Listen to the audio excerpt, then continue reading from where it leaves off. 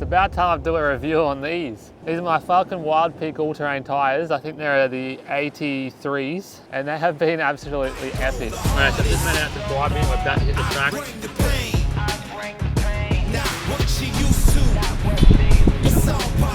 Honestly, it doesn't get much better than that. So I've had these now for about 60,000 kilometers. That's right, you can get 60,000 kilometers out of a set of tyres. Who would have thought?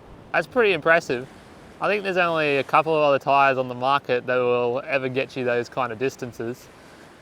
So yeah, you do pay a bit more for an all-terrain, but in the case of these ones, they have lasted a lot longer than your road tyres would ever last, which is absolutely awesome. I'm going to go out on a limb and say that these probably are one of the best tyres on the market that you'll find. And there's plenty of other reviews out there to back this. I think your Toyo Alpine countries are also pretty high on those lists. And my dad has a set of those, and to be honest, they go pretty much just as well. But apart from that, I think these are probably up there with the best. Let me run you through why I think these tyres are so good. Apart from the fact that they've lasted 60,000 kilometers, which I think speaks for itself, you've got quiet tyres. Like seriously, I think my car's bash plates make more noise than these tyres.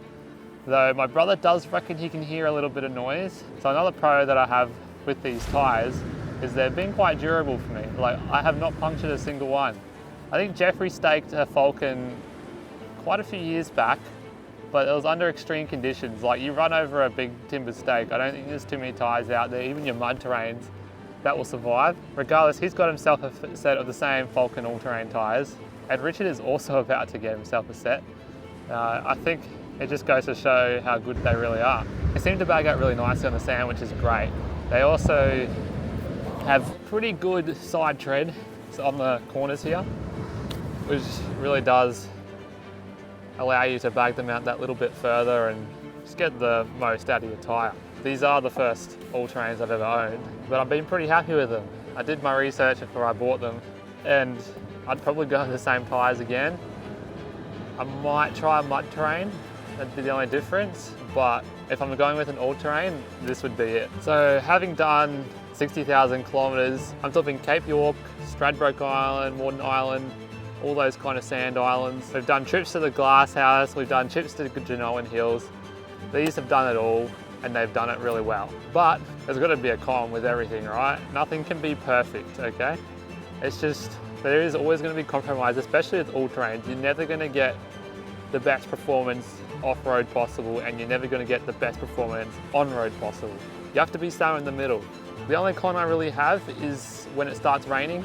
These are actually quite slippery. I can notice it quite a bit when I'm going around a corner. I have to be mindful of that, and I know other people have made this complaint as well. It's not something that puts me off them, you just got to be aware of it. Another complaint off-road would be the ejection of mud.